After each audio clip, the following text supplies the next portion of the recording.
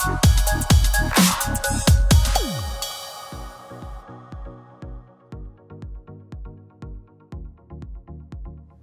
immediately responsive. Our government customers are working on many projects simultaneously, and when they pick up our file and call for a question, we need to be able to respond immediately, even though it has been weeks since they last called us. There are 3 different groups of people that have to sign off on a procurement. The first are the program people, the people with the mission and budget. Sadly, the people with the mission and the budget, usually our customers, do not have the authority to buy. They have to go out and show that they've done their homework and put their homework, their competitive options, in a purchase request. And then it goes to finance. And the finance people need to make sure that the money that the program people are proposing to spend is actually the money that Congress intends for them to spend for that purpose.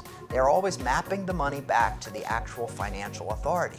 That second step is where a lot of deals stop because the financial people haven't signed off. All of this has to happen before the purchase request ever gets to contracts. But once it does, the contracts people review everything to make sure that all the prior work was done properly, that the money is in the right account, that they have the authority to actually obligate the government to pay a bill through a contract action. So then they go to work and start the procurement, issuing a request for proposal, followed by our responses, and then ultimately their award or issuance of an order. So there are many steps, many stakeholders, many people to sign off along the way, and anytime they ask something of us, we must be immediately responsive. Our second best practice is to always be available. Here at Immix, all our processes are paperless and all driven by workflow, and especially during busy season, we view it as a 24/7 operation. Phones are forwarded, everyone's electronically connected, because we know that our government customer is also working many extra hours during this period, and partners want to be able to get quotes and process orders immediately. So this is about being continuously available, especially during September.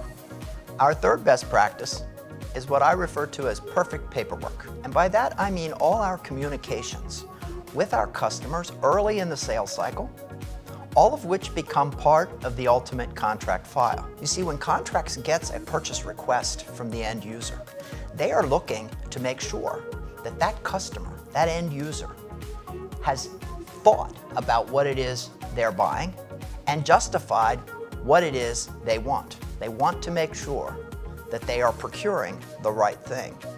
And so all of our messages need to be truthful and honest and substantive.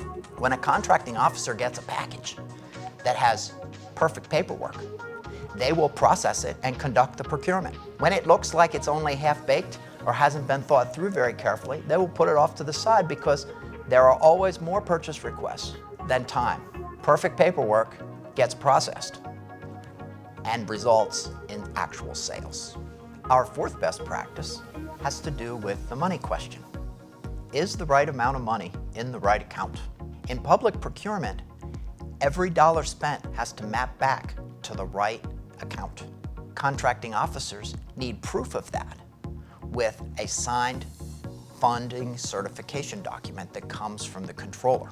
Many times customers, people in the program office, forget to get this done. They send their purchase request and they forget to make sure that that funding doc has also gotten signed, which is why we always ask people to ask their customer, is the right amount of money in the right account? When the money is not in the account and the fund certifying official has not signed the funding doc, contracts is not required to move forward on the procurement. They can put it off to the side and not do anything on it, which means our business won't get done in September. Sometimes they take an exception and send an order to us subject to availability of funds. And when they do that, they are ordering something, but they are telling us they don't have the authority to obligate the government to pay this bill because they don't have a funding doc. And so when we see orders coming subject to availability of funds, we have to think long and hard as to whether we will accept those orders or not. It all boils down to the fact that the right amount of money was not in the right account. which is why we always say ask early and ask often. Is the right amount of money in the right account? Our fifth best practice is to remember that September is harvest season. For every harvest, there was a planting season. And the best planting season in federal is the very next quarter, October, November, and December. Our government customers have worked very hard through the summer, July, August, and September, closing out their fiscal year. They relax a little bit during first quarter, but they also open their doors. They take phone calls, they take meetings. Senior executives are doing their planning, not just for the coming fiscal year, but for the following fiscal year. They want to hear our technology roadmaps. They want to understand the capabilities that are coming so they can plan accordingly. This is when we plant the seeds. This is when we fill our pipeline. This is when we develop those prospects and start talking to them about their procurement processes so that throughout the year we are maintaining contact, asking the right questions to understand where they are in the purchase process so that we are forecasting more and more accurately as the year progresses.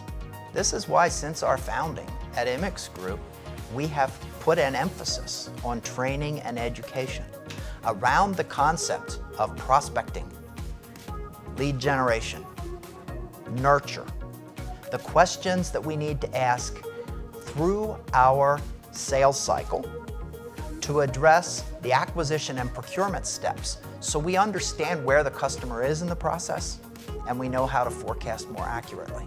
Training and educating OEM sales reps, inside sales, even marketing and legal and finance, so that the whole organization is asking the same questions of the enterprise customer so we understand where they are in their acquisition and procurement process.